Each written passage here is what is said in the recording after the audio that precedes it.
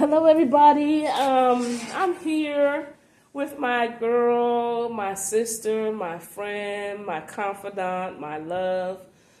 This is Naa-Anorkor, and go ahead and introduce yourself, beautiful. My name is Michelle. Okay. So just known as D too. Known as D, and yes, I'm glad she said that because there's going to be times where I'm going to call her D because I don't call her Michelle at all. Right. And I just want to put a little bit of history behind how we know each other, how we came to be friends and everything. When I first came to San Diego, I tell this story to everybody that'll listen. Yeah. When I first moved to San Diego from New York, it was her brother and sister-in-law, her brother Carl Muhammad and sister-in-law, who I call Penny, who is another great friend of mine. But those two welcomed me, into San Diego. They were the first black family that I met that embraced me, that looked out for me, that cared for me, who protected myself and my kids because I came here by myself in 1994 with my two daughters who were at the time just 4 and 5 years old. And Carl Muhammad, being the beautiful, spirited individual that he was a monumental man, who embraced and loved everybody that came into his fold, took me under their wing, as well as the Hamid family. I don't want to be remiss in reference to saying them. It was those two families that took me under their wing and basically said, you can call on me for anything. So Carl and I considered him a brother of mine, And for years, we would spend time around each other, meet up. And it was funny because we would only meet up during a certain period of time. It was during the Kwanzaa season that we would always meet up. Okay. Oh, okay. And that was simply because that's how we met. We met because when I first came to San Diego, I was trying to find where the black events were, quote unquote, the black events, because I come from New York, and New York is a big place, and we do it big. Right. And so they said, they're doing a Kwanzaa event at the BCA. So I went over to the BCA. What's the BCA? Black Contractor Association. Thank you. Hamid. Thank you for breaking that down. Lovely one. Yes, Sister Janice. Yes, definitely. Mm-hmm. So I went over to the BCA and to go to the Kwanzaa event that they had scheduled. Yeah. And unfortunately, they didn't know what they was doing. Okay. The BCA or nobody knew what they were doing pertaining to trying to celebrate Kwanzaa. They had things just all amiss. So I'm like, okay, let me just take over here. That's my personality. Anybody knows me. I'm going to take over. I'm going to fix the situation. Yes. And so that's how I came to know Carl. However, I didn't meet until years down the line. Really? You said something. You said you came here in 1994. Right. I came here February the 8th, 1992. Okay. So I was only here 2 years prior to you. Right. Why we never met? Well, did you go to the Kwanzaa events? Did you go to the black social events that was taking place? Of course. Okay. Yeah, Do you remember seeing me? No. Yeah. Likewise. We went a lot of places together. Me, Carl, our children, and of course my sister-in-law. But no, I don't remember. To be honest, I don't. Mm-hmm. So likewise. Like I didn't even know, and this is not to say that nobody was trying to keep you secret. But, I didn't even know that he had a sister. He has two. Yes. Until we had actually physically met. Right. Okay. Mm-hmm. And I believe the year that we met, it was because Penny was throwing you guys a birthday party because your birthdays fall during the same period of time. 1 day apart. Okay. So it was then that I first laid my eyes on you and could remember you. Okay. Probably same. Right. Right, right, right. For me. Okay. Yeah. Okay. And in that introduction, I think I said, I'm Did so Carl happy. introduce us, or how did that? I don't even remember, I don't remember. I don't remember. It's like for me, you was always here. Yeah. So I can't even go back. You said to my birthday. Wow. Right, I can't even right. remember exactly meeting you there. But yeah, it's just you always been here. Yeah. So it was at the house, yeah. in front of the house. Right. That's They when we had had a big shindig. Oh yeah. Both of y'all had cakes. You know what I'm Yeah. saying? He was wearing blue And I was wearing yellow. and you was wearing yellow. The sun and the sky. Ah, beautiful, beautiful. Yeah. Okay. So that's just the basic history upon how you and I are connected, how, our union came into play. And it took a couple of years for us Yeah. to bond and consider each other family. Yeah. Your brother and I, that was instant. yeah. That's how he Yeah. do his stuff. He do it instant. I'm more reserved. I understand. Like, so no Okay. disrespect, but No worries, just no more worries. reserved. Okay, so we're gonna start from allowing you to say who you are, say your brother's name in full, so people can know, because this is going out around the world. You know what I'm saying? You think it's going to win out? Oh yeah, definitely. Because Okay, well. I mean, and the purpose and the Yeah. reason why you wanted to do this. Okay, so Yeah. start with the introduction first. Who you are. Right. My name, you guys already know, is Michelle, and my nickname is D. Carl is my brother, and his nickname is Suge. Okay. So that's the introduction for, me and him. The reason why I wanted to have this discussion, because I wish I could have seen somebody having this discussion. My brother passed 2 years ago, and as well as I did not take it well. And I think about that, like, how many other people probably go through that, Right. And for me, I was taken back how much grief I had, to the point where I became really, really depressed, anxiety-fied, and and my thing was initially lashing out. Okay. Like, I remember going on Facebook while Carl was sick and lashing out with my tongue.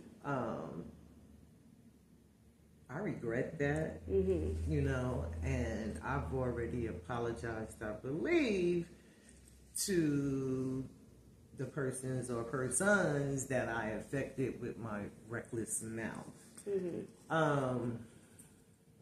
So I had to, like, really go into therapy. I had to go away and get myself together.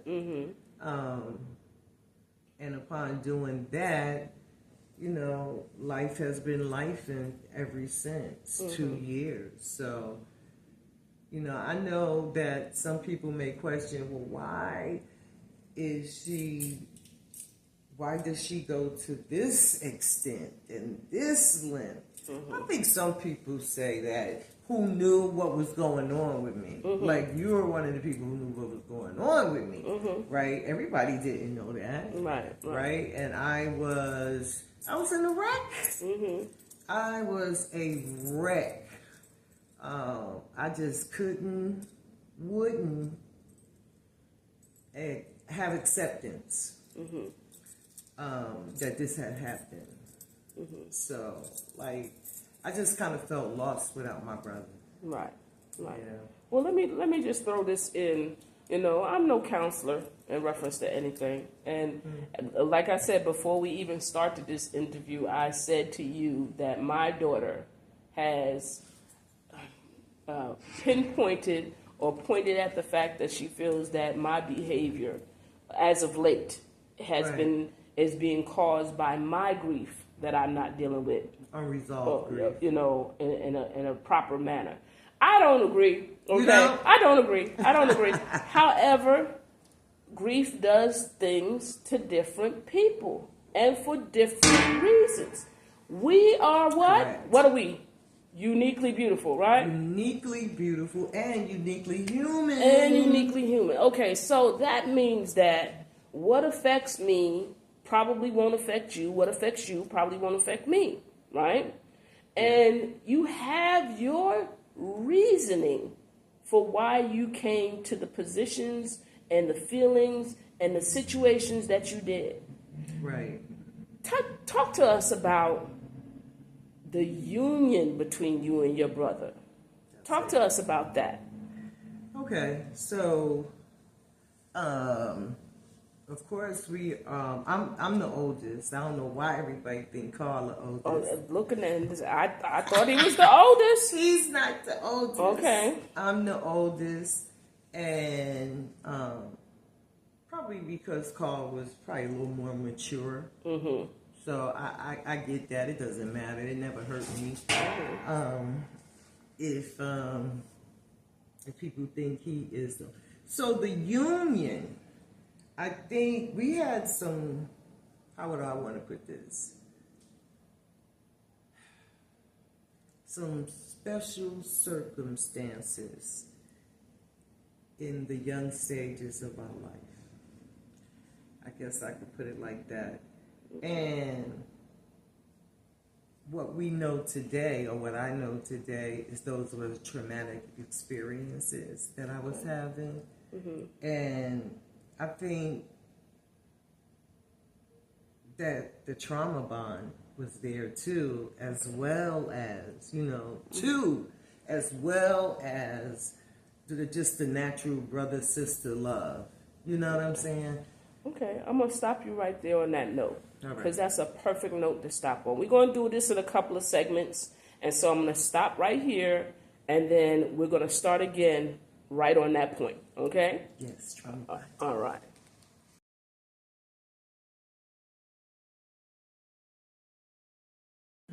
So here we are again with who I like to refer to as my sister Dee. Yes. And we are touching on the grief and her,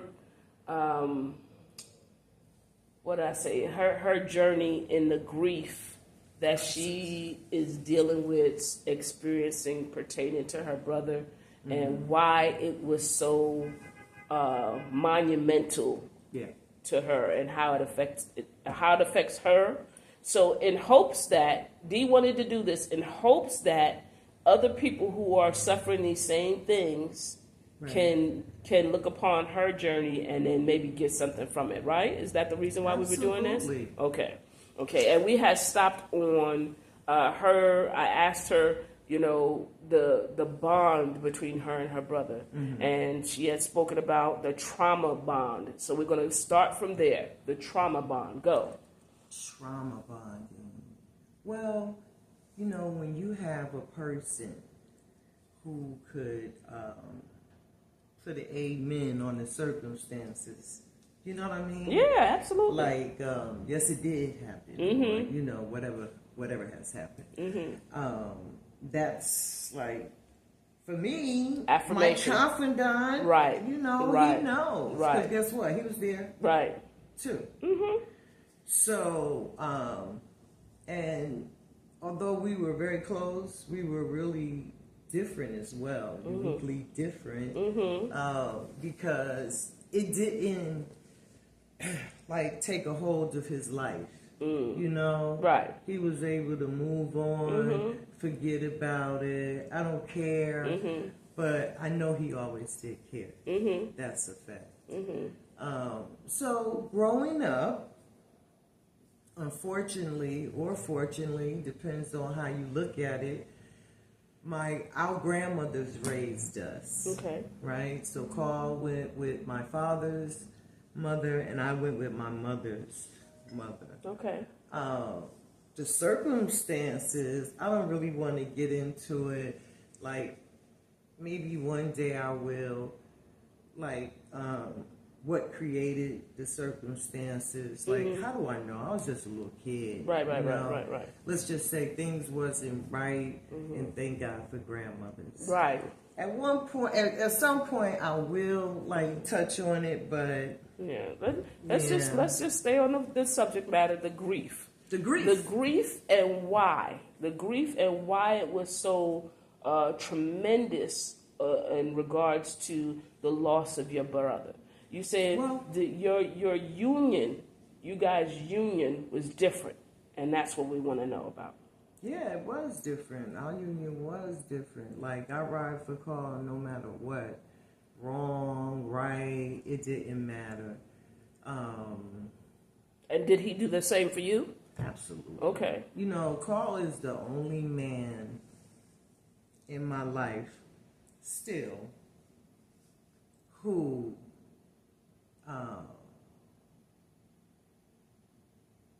accepted me for who I am. Number one, his sister. He used to say, "That's the female me," and he always had my back, and not only my back, my children. You know, Carl was a very good uncle to my children. You know, and there's no denying that. Look, we were sisters. We, brother and sister. Trying not to talk in the past, but it is the past.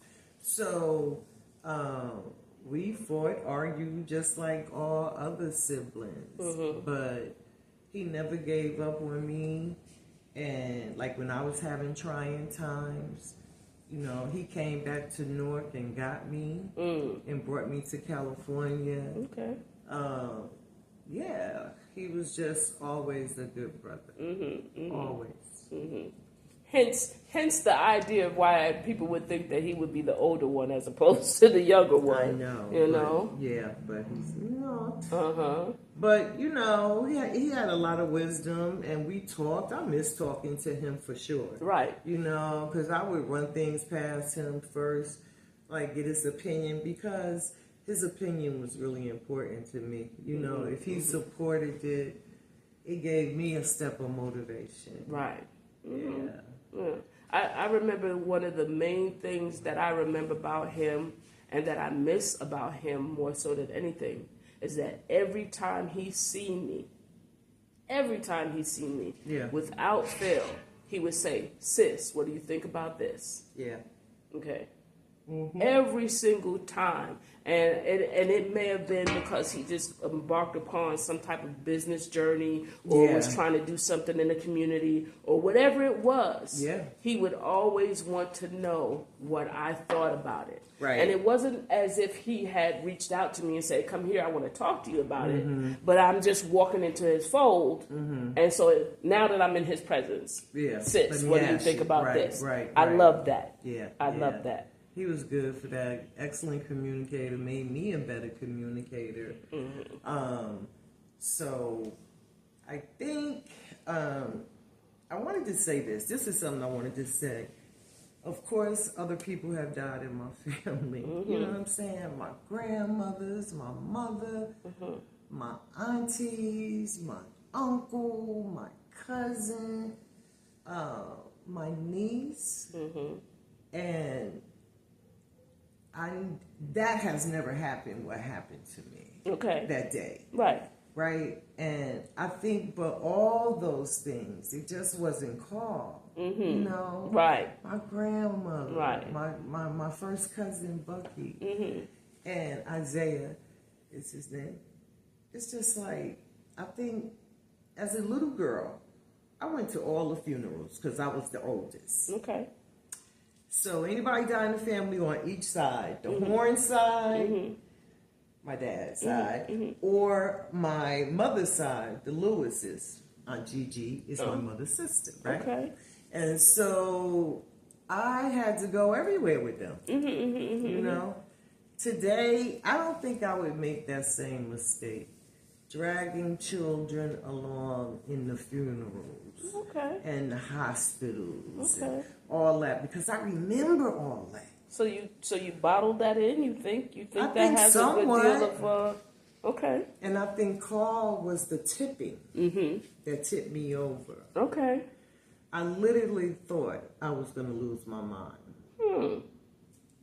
No doubt about it. But you're saying your experiences that you had with these other losses, although they were family members and close to you, never put you in the mind space. Not that mind space. You know. So not that what space. makes the difference, Steve? That's what we're trying to get to. What made the difference? I think it was the combination of all those people that I love so much. And now I started being rebellious with a lot. And I would only like beg him. And that's one of the stages of grief. What made it different? I think I was really going to be alone. Okay. Like as long as I had my brother, I'm good. I'm good. You know, even if I was married at the time, it didn't matter, you know. So I think that's what it was. I couldn't take another one. No, you know what? I'm going to interject here. It's not another one, because clearly Carl meant something more unique, divine, inspirational, emotional to you than everyone else. Not to put them down, not to say that they don't have their spots in your heart and your life. Oh yeah. But Carl, especially my grandmother's like. But Carl was as if it was you. Right. Let's put it that way. Right. Let's put it that way. And trying to grapple with the loss of not having that best friend, that confidant, that person who understood you. Right. There it is. Yeah. There it is. It's like you're seeing a part of yourself be buried, right? Right. Am I hitting on it right? Hitting on it. Okay, great. And guess what? Now, I always say he left. He could go. I guess I'm going. You know, like that puts some reality on it. He my baby brother. He not here, right? And so one of the first stage of guilt is denial. You mean grief? Grief. I'm sorry. Yeah. Ain't no guilt over here. Yes, is denial. You don't want to believe this is happening. No, if I just pray and Allah is going to restore him, and I know He is, and I watch my brother suffer. Especially in the early part of it. When I flew to Vegas after finding out about my brother, and I seen him, I was devastated. Okay, so people don't know the backdrop of that. So let's go into that a little bit, okay? Because you're saying, right now we're just dealing with the fact that he passed. Okay, people know, okay, they get that he passed. They get that you had grief. But they don't get how it happened, the length of time, so that we're kind of leaving something out, right? And that's very important too, because that's like you got the Rock of Gibraltar, and you chipping at it, and you chipping at it, and you chipping at it, and you watching that whole rock, that you're used to being strong and unmoving, just. Yeah, that was the hardest part. Okay, so really, we got to touch on that. Go ahead. We do got to touch on that. My brother had high blood pressure, and sometimes he chose not to take his medication and do alternative things. And that, I think that makes a person think that, or other people think, is that he brought it on himself. He did it to himself.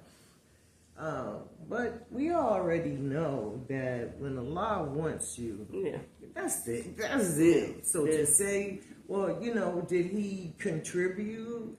Well, I guess maybe he did somewhat. Right. Because the funny part about Carl, he was funny too, is that he would sneak and eat stuff. He wanted to enjoy his life under his terms. Yeah. And that's okay. Yeah. And that's okay, because you know what you just said? What? That I too knew 100%, because both of our brothers died from I would have to say blood pressure. Yes. Okay.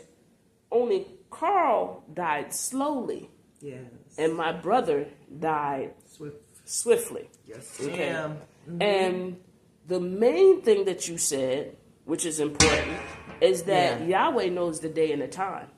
Anyway. We can't change that. Right. No matter how much we want to, it is already, the book of life of who we are is already written. It's already written. It says, the Most High knows the number of hairs on our head. He knew the day that we was going to come into this life, and he knows the day that we were going to go out. And ain't nothing we can do to change that. No. However, people going to die, and you just don't know how. I could die in a car accident. Right. I could die because somebody murdered me. I can die being sick. Right. You just don't know. But that day is still going to happen no matter what. Yeah, absolutely. Okay? And I was becoming very, I was no longer obedient to what I believed in.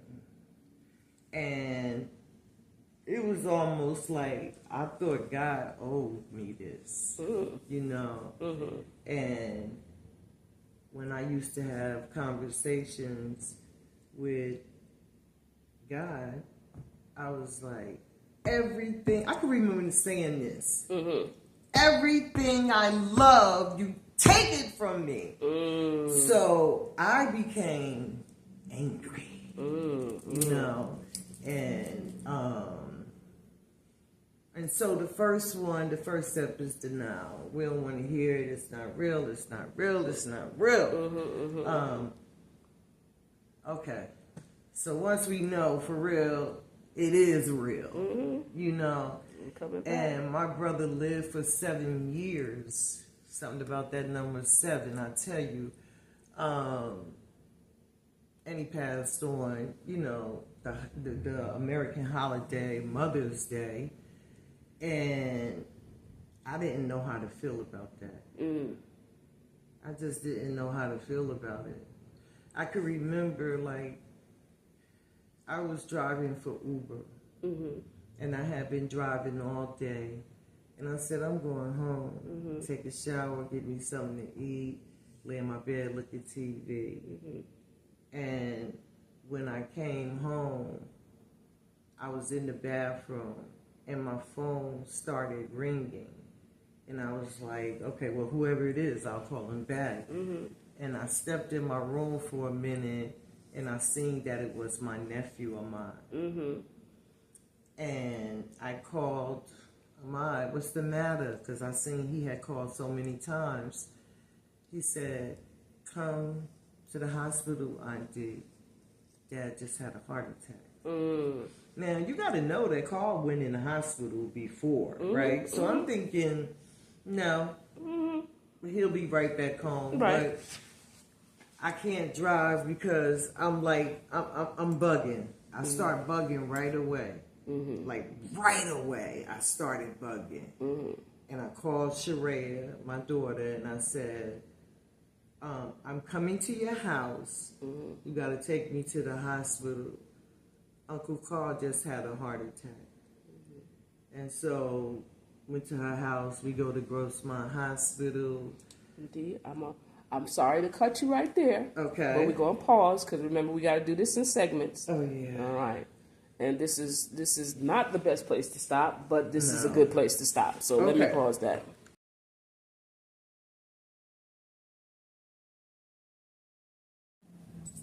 Okay, so where I left off at was, getting a phone call, rushing to the hospital, and when I got there, I had seen, a few people already, and I was being very demanding to let me see my brother. Mm-hmm. Right now. It was like, we got to clean up the room. Clean up the room for what? What happened in the room? Mm-hmm. Let me see my brother right now. Mm-hmm. And they let me see my brother.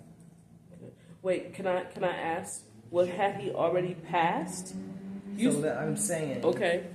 that they let me go in there and they let me see him. She just had a sheet over him. His face wasn't covered up or anything. And I lift the sheet up just to make sure everything is okay. I lift the sheet up and everything was in its place. His body wasn't scarred up or anything like that. Mm-hmm. And I said, call. And I went to the top of his head. Mm-hmm. And I kissed his head, and he was cold. Okay.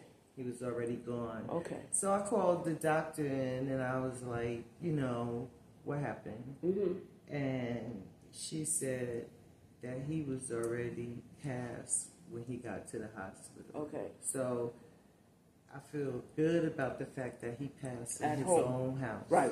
Okay. Yes. Clean sheets. Right. Right. Around Nobody people who harmed, love him. right? Yes. Nobody harmed him or anything. So that was a level of comfort, but it just didn't last long. So the denial, and then your anger sets in, and then I was just like, not my brother. And I'm telling you how selfish this is going to sound. No worries. What's going to happen to me? What's going to happen to me now? Don't ask me why I thought that. Mm-hmm. But that's what the first thing that had, not the first thing, but that came in my mind. Mm-hmm. And so needless to say, for days and days, I waddled in grief, in denial, and, the next one, stages of grief, being angry, bargaining with God, turning my face away from God, not praying, because I felt so let down. Let down by God. By God. Mm-hmm. Okay. And you know what? Here's the crazy thing. I know better. Right. I know we all have our time. I know nothing happens without Allah's permission. Right. But I ain't ready for this yet. And so that's where your selfishness kick in. And I had to say to myself, the man stayed alive for 7 years, hung out for 7 years, probably just for y'all. Me and my brother had talked towards the end of life, if we can't take care of ourselves, especially our hygiene, right, that we don't want nobody to drag us on. Yeah. I've had that conversation many times with my children, to let them understand, if I'm not mentally there, I'm not one of them people. I'm not gonna hold you, or you're not a good daughter because you're not taking care of me, no, none of that. I'm not interested. If I don't know who you are and I'm not communicating with you, put me in the corner somewhere. Who cares? It's just the body, the mind. What it is that I offer you is already gone. But sorry, enough. No, but that's so true. But that's just me. You know what I'm saying? Right. And but a lot of people don't feel that way. But I love the fact. I knew better. I love the fact, D, that you just said you recognize that he stayed here another 7 years. Okay, another 7 years, and you know, I'll be honest. I think that was more for you than it was for anybody. You hear me? Mm-hmm. That was for you. That was for me. You know, it feel good, but it don't feel good because I wouldn't want him not to be happy. You know, especially when we discuss this. Mm-hmm. Then why did you? Why did I grieve him? Right. Like that? Why did you take it there then? Because you already knew. Yeah, maybe I already knew. Mm-hmm. I don't know, but listen to what your statement was just now. What? You and him had the conversation Long time that ago. if it was a situation where you couldn't take care of yourself pertaining to your own hygiene, you wouldn't want anybody to have to do it. Right. However, that stage came about, and this is not to say that anybody would have pushed it any further or made it go any further. He was in a position where he couldn't take care of himself, but there was somebody there to take care of him. We won't even go into that. Yeah. There was somebody there to take care of him 100% of the time and did it like a damn pro. Okay. Yep. Now we've gotten to the point where that there is that release. He is free. He's no longer trapped in that body. Right. He's no longer stuck here. Okay. And at that point, you should have been happy for him, but you couldn't. Why? Tell us why. Tell us why. Because, you know, we all react different to different things. Mm-hmm. Can I tell you why I grieve Carl so hard? I really can't tell you. Okay. There is no why. Okay. It happened. No, there is a why. Well, I don't know what the why is, and I never felt the need to explore it. Okay. But I know that I'm like, I was just going to feel alone. I was going to feel like nobody had me. You know, I don't know how to explain You explained it perfectly. Yeah. Like, you are explaining it perfectly. No matter what, my brother never turned his back on me. Mm-hmm. You know, even to the point where sometimes it probably was good for him to say, you know, it was always like I made him choose without saying. Mm-hmm. You know? Mm-hmm. Which is crazy as hell just to hear me say that. What? But that's growth, D. Yeah, because I shouldn't have put my brother in no position that he had. You know what I'm saying? I'm his sister. But that's growth. That's growth. But anyway, things happen the way they happen. There's nothing I can do about that. Mm-hmm. But I have learned. Okay. I've learned. So the next stage, which is the third, is bargaining. Mm-hmm. And so, of course, I promised God everything that I would do if he would just restore Carl. Mm-hmm. And then I would get mad, because you go back and forth with the stages of grief, that why did you choose him and all of that. Mm-hmm. Like, wanting to switch out, you know, and like the mind just kept getting sicker and sicker, and I realized it. Right, but also you wasn't reaching out to anybody to get any professional help. No, you wasn't. You know, you have family members because you have children, you have daughters, you have granddaughters, you have your sister-in-law, you have your father, you have people here, but you didn't choose to look at any of them pertaining to, you needed a lifeline, but you wouldn't throw it. And not even just to the family members, you wouldn't even throw it to professionals either. Right. So what happened? Well, it wasn't by choice. My sister-in-law demanded that I go and get some help. And normally, I probably would have been like, whatever, I ain't listening to none of that. But after talking to her and then her crying and all that, it just like, and if I never listened to Penny before, that was the time to listen to her. Praise God. You know, and I was like, Penny, okay, I'll go. I said, but I just want to spend New Year's Eve with my grandchildren. Mm-hmm. She agreed.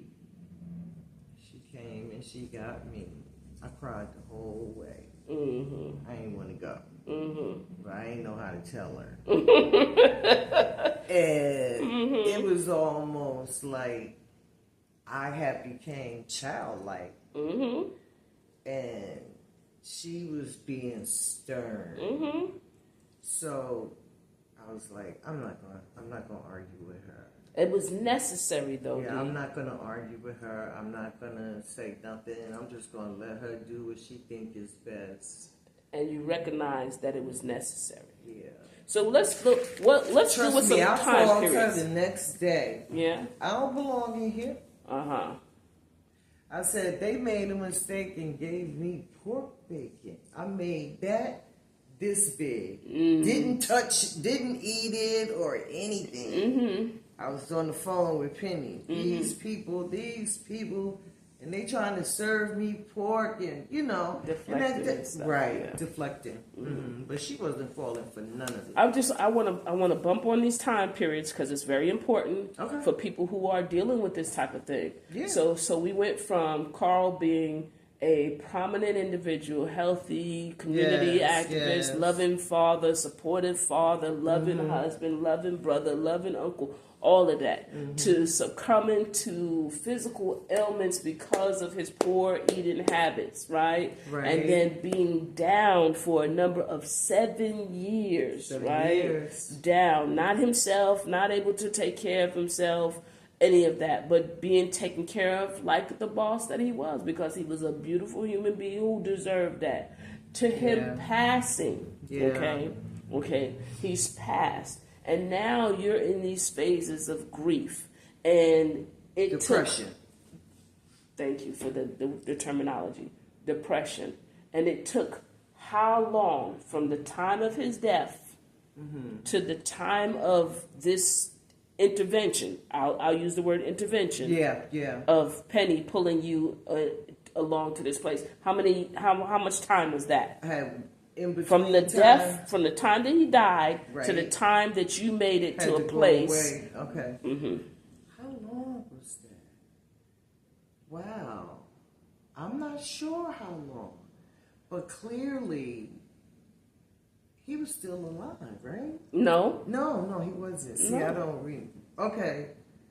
Yeah. So what was really difficult for me that I wasn't letting people know about is the depression. It was killing me, you know. And one of the stages of grief, depression. And mine, it was really, really, really bad because I had dealt with depression all my life. It wasn't until I got to be an adult that I could attach a name to it. Oh, that's what that is? Oh, I've always felt like that, you know? And, but my depression, I don't know, they call it chronic depression, major depression. Well, mine takes me to low places, you know. So I don't feel depressed today. Okay. And I haven't felt depressed. Amen. But I know that that's something that I've always dealt with. And I think it has a lot to do with the prior to going to my grandmother's. Me and Carl going to my grandmother's, that was there all the time because of the lifestyle of the parents. And so I've been looking back on it, it's like, damn, I've been depressed like all my life.